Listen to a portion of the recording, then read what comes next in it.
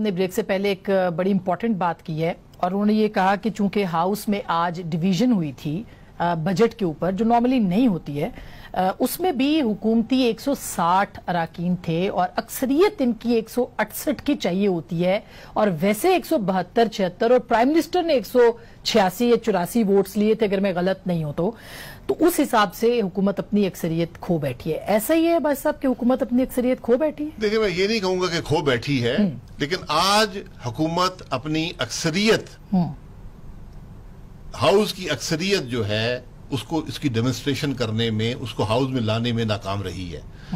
جو بجٹ کا ووٹ ہوتا ہے یہ آپ ہاؤس میں موجود ممبران کی اکثریت سے جیتتے ہیں، لیکن ایک ہاؤس کی اکثریت ہے جو 168 کی ہے۔ حکومت آج جو ووٹ ہوا وہ 160 119 ہوا ہے۔ 160 ٹریجری بینچز سے آئے ہیں، 119 اپوزیشن سے۔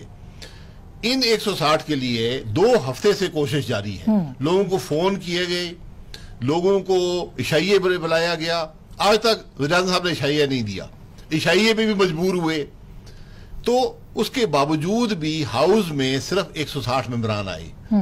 یہ میرے لیے نہیں، وزیر اعظم کے لیے بڑی تشویش کا باعث ہونا چاہیے۔ تو اب بھائی صاحب آپ یہ کہہ رہے ہیں ابھی بھی تحریک عدم اعتماد کا وقت صحیح نہیں ہے، اور جب تک کہ ایم کیو ایم کی طرف سے بھی آپ کو یعنی پوری سارے اتحادی ہٹ نہیں جاتے، آپ جو ہے وہ کوئی تحریک عدم اعتماد نہیں لا سکتے؟ دیکھیں، تحریک عدم اعتماد میں نے کہا نا ایک آخری سٹیپ ہوتا ہے، ایک فائنل سٹیپ ہوتا ہے پروسیس میں۔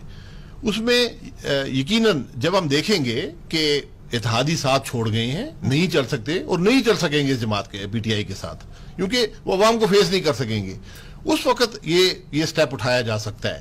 لیکن میں پھر آپ کو کہا کہ اس کی جو فزیکل اس کی امپلیمنٹیشن ہے، یعنی جو اس کا طریقہ کار ہے، وہ ایسا ہے کہ اس کی کامیابی کے چانسز بڑے کم ہوتے ہیں۔ تو پھر سر پھر کیا کر رہا ہے؟ پھر صرف آپ نے ڈیسک بجانا ہے اور تقریر کرنی ہے یا کچھ اپوزیشن میں کچھ کرنا ہے؟ اظہار رائے ہوتا ہے نا سر، مگر ایک حکومت جو ہوتی ہے، ایک حکومت جو ہوتی ہے وہ اپنی اخلاقی قدروں پہ چلتی ہے۔ یہ حکومت وہ بھی کھو چکی ہے۔